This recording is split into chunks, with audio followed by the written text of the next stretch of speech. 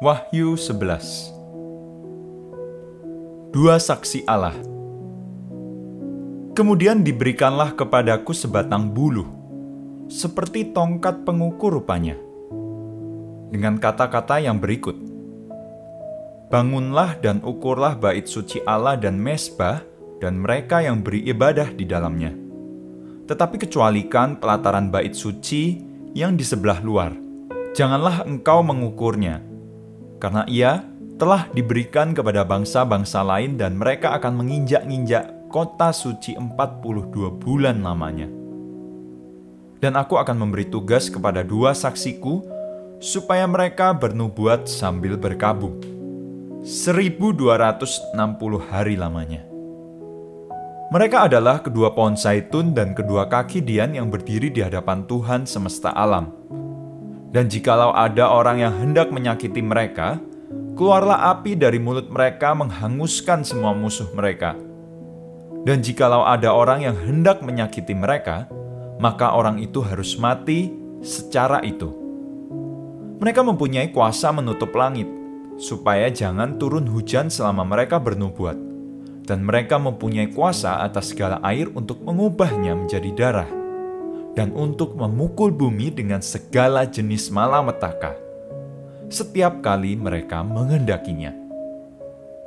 Dan apabila mereka telah menyelesaikan kesaksian mereka, maka binatang yang muncul dari jurang maut akan memerangi mereka dan mengalahkan serta membunuh mereka.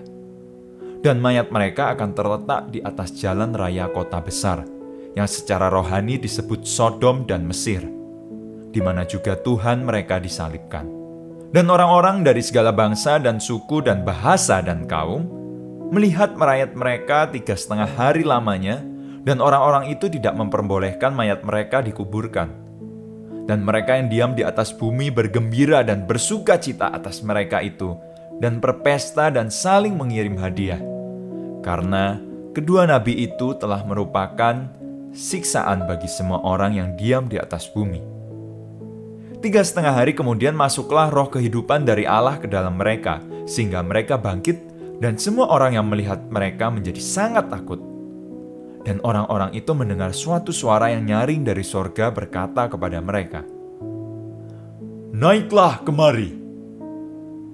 Lalu naiklah mereka ke langit diselubungi awan, disaksikan oleh musuh-musuh mereka. Pada saat itu terjadilah gempa bumi yang dahsyat dan 1/10 bagian dari kota itu rubuh. Dan 7.000 orang mati oleh gempa bumi itu. Dan orang-orang lain sangat ketakutan, lalu memuliakan Allah yang di surga. Celaka yang kedua sudah lewat. Lihatlah, celaka yang ketiga segera menyusul. Sangkakala yang ketujuh. Nyanyian puji-pujian para tua-tua. Lalu malaikat yang ketujuh meniup sangkakalanya, dan terdengarlah suara-suara nyaring di dalam sorga katanya, "Pemerintahan atas dunia dipegang oleh Tuhan kita, dan Dia yang diurapinya, dan Ia akan memerintah sebagai Raja sampai selama-lamanya." Dan ke-24 tua-tua yang duduk di hadapan Allah di atas tahta mereka tersungkur dan menyembah Allah sambil berkata, "Kami mengucap syukur kepadamu ya Tuhan, Allah yang Maha Kuasa, yang ada dan yang sudah ada, karena Engkau telah memangku kuasa-Mu yang besar dan telah memulai memerintah sebagai Raja, dan semua bangsa telah marah. Tetapi amarah-Mu telah datang, dan saat bagi orang-orang mati untuk dihakimi dan untuk memberi upah kepada hamba-hamba-Mu, nabi-nabi dan orang-orang kudus, dan kepada mereka yang takut akan nama-Mu, kepada orang-orang kecil dan orang-orang besar, dan untuk membinasakan barang siapa yang membinasakan bumi." Maka terbukalah bait suci Allah yang di surga, dan kelihatanlah tabut perjanjiannya di dalam bait suci itu.